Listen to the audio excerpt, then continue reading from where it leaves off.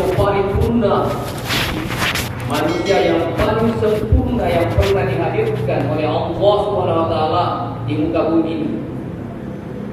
Di mana setiap perkataannya, perbuatannya, maupun takrirnya apa yang ditinggalkan dan didiamkan oleh Rasulullah SAW menjadi teladan bagi kita umat Islam dan menjadi teladan kepada seluruh manusia. Seakan-akan Allah ingin memperkenalkan sosok manusia yang paling dicintai sebagai patron manusia yang diinginkan oleh Allah Subhanahu wa taala. Seakan-akan Allah yang menginginkan bahwa seluruh hamba, seluruh manusia ciptaannya itu mengikuti perilaku akhlak dari Rasulullah SAW. Oleh karena itulah sehingga disebutkan di dalam Al-Quran, wa ma arsalnaka illa rahmatan lil alamin.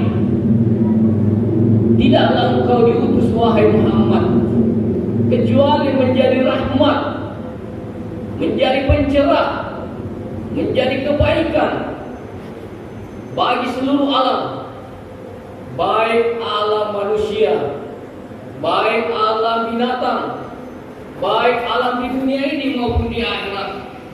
Semua apa yang pernah ditampilkan oleh Rasulullah SAW merupakan contoh yang terbaik yang seharusnya kita teladani. Maka berbanggalah kita wahai umat Islam yang memiliki Nabi terakhir, Nabi penyempurna daripada ajaran-ajaran kenabian sebelumnya. Oleh karena itu Rasulullah SAW sendiri bersabda, wa ma bu'istu liutamimma makarim akhlak. Tidaklah aku diutus oleh Allah SWT ke muka bumi ini dan diangkat menjadi rasul liutamimma makarim akhlak, kecuali hanya ingin menyempurnakan perilaku akhlak manusia. Karena ajaran-ajaran tentang ketuhanan, ketauhidan telah disampaikan oleh nabi-nabi sebelumnya. Mulai Nabi Adam mengajarkan satu Tuhan, Nabi Nuh mengajarkan satu Tuhan, Nabi Musa mengajarkan satu Tuhan. Namun mereka diutus untuk kaumnya. Namun Rasulullah SAW diutus untuk seluruh manusia, seluruh makhluk, agar menjadi rahmat baginya.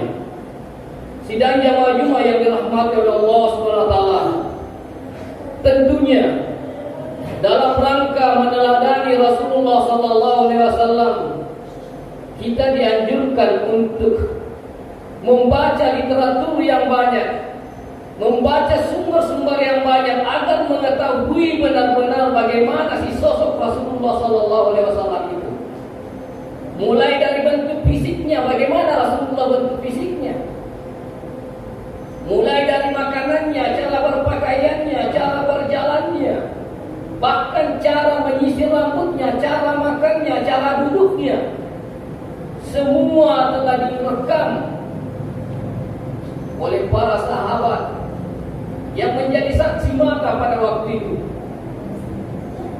Oleh karenanya kita sekarang sangat sedih, karena kita sangat jauh jarak antara Rasulullah SAW sekitar 1.500 tahun yang lalu. Bagaimana jikalau anak-anak kita di belakang ini yang lebih banyak main HP, menonton YouTube, mereka sangat sedikit tersentuh tentang kisah-kisah Rasulullah, tentang keteladanan Rasulullah, bahkan mereka mungkin tidak mengenal nabinya. Mereka tidak tahu di mana lahir, tanggal berapa, hari apa. Karena lebih banyak disibukkan oleh tontonan-tontonan yang tidak bermanfaat dan tidak penting, dan bahkan menjauhkan kita dari keteladanan Rasulullah SAW. Oleh karena itu, dalam rangka mendekatkan kita, mengenalkan kita dengan Rasulullah SAW yang jaraknya, kehidupannya sangat jauh dengan kita, Maka ulama membuat sebuah metode, membuat sebuah kegiatan di mana momen-momen bulan kehadiran Rasulullah itu diciptakan menjadi atau ditetapkan menjadi bulan Maulid. Tujuannya apa? Agar di bulan itu dikisahkan, diceritakan, diajarkan penuh tentang nilai-nilai perilaku dari Rasulullah SAW, nilai-nilai ajaran Rasulullah SAW yang mulai ditinggalkan oleh umatnya sendiri. Banyak sekali sunnah-sunnah Rasulullah SAW sekarang ini sudah tidak dilaksanakan lagi oleh umatnya sendiri. Sudah banyak sekali kita lupakan, bahkan mungkin kita tidak tahu lagi. Terutama sunnah-sunnah dalam sholat, sunnah-sunnah Jumat, sudah banyak kita tinggalkan. Karena jarangnya kita munculkan faid tentang Rasulullah SAW.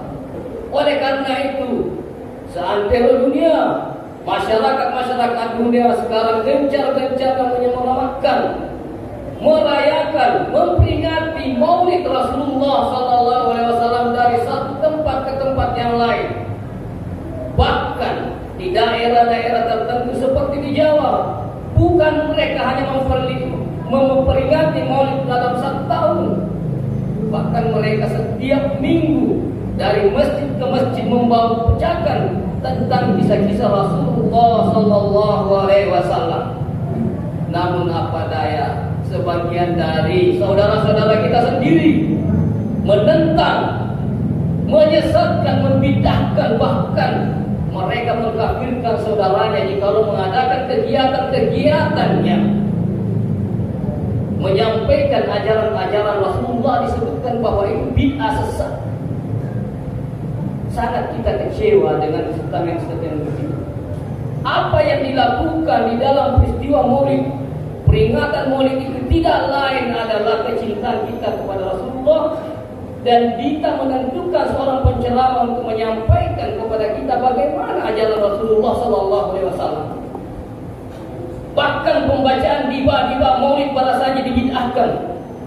Padahal isi dari barasanji itu adalah menceritakan kisah sejarah Rasulullah, teladan akhlak Rasulullah, nilai-nilai Rasulullah. Kenapa mesti dibacakan Maulid? Mereka menyatakan ini bid'ah. Sementara mendengarkan lagu-lagu barat pun mereka putar tidak dikatakan bid'ah. Karena ini adalah ketidakpahaman mereka, kebencian mereka, dan ketidakpahaman mereka dalam memahami agama. Coba kita lihat dalam sebuah pasal dalam Diba Barasanji. Adrillahu maka berukali bi'atisasi min salatu wa taslim Allahumma salli wa sallim ala wa barik ala Muhammad. Disebutkan wa kana sallallahu alaihi wasallam sadidul haya wa tawadu. Di dalam Barasanji disebutkan, dijelaskan kepada kita bahwa Nabi Muhammad sallallahu alaihi wasallam itu sadidul haya. Mereka sangat pemalu. Nabi kita itu sangat pemalu. Orangnya sangat pemalu. Bahkan lebih pemalu daripada gadis yang baru buat. Sangat pemalu Nabi kita Muhammad sallallahu alaihi wasallam. Sangat menjaga adabnya, pakaiannya, cara bicaranya, tatapannya, Rasulullah sangat menjaga. Dilanjutkan wattawadu, sangat merendah di hati. Rasulullah tidak sombong. Informasi ini disambung. Yusifuna Allahu wa yaqau sawaban. Rasulullah SAW itu saking merendahkan dirinya, tidak sombongnya itu, dan menganggap dirinya seperti manusia biasa. Yusifuna Allahu, jikalau sandalnya putus, dia yang menjahit sendiri sandalnya, tidak meminta tolong kepada orang lain. Menjahit sendiri sandalnya. Wa yarfa'u sawbahu, dan menambal sendiri ketika robek bajunya, dia yang menambal sendiri, menjulap sendiri bajunya. Padahal Rasulullah SAW sekarang ini adalah pemimpin, tokoh, presiden, tetapi dia tetap tawadu, merendah diri. Wa yahlubu syatahu wa yasiru fi hikmati ahli, dan melayani dengan baik keluarganya. Wa hibbul fuqara wal masakin. Nabi Muhammad itu sangat menyenangi orang-orang orang fakir dan orang miskin. Sekarang ini sangat kita jarang melihat ada orang-orang yang besar yang mau duduk bersama dengan orang fakir dan orang miskin. Malah Nabi sangat sering bergaul dengan mereka. Mereka lebih senang duduk dengan orang-orang kecil dibanding dengan penguasa-penguasa, pembesar-pembesar. Selanjutnya Nabi kita Muhammad SAW wa yaqudu mardahu, senang menjenguk orang sakit. Jadi sunnah-sunnah Rasulullah SAW adalah salah satunya adalah menjenguk ketika ada saudara-saudara kita yang sedang terganggu kesehatannya. Wa yusayyiru janaizahu, dan Nabi kita Muhammad SAW mengiringi jenazah, ikut mengiringi jenazah.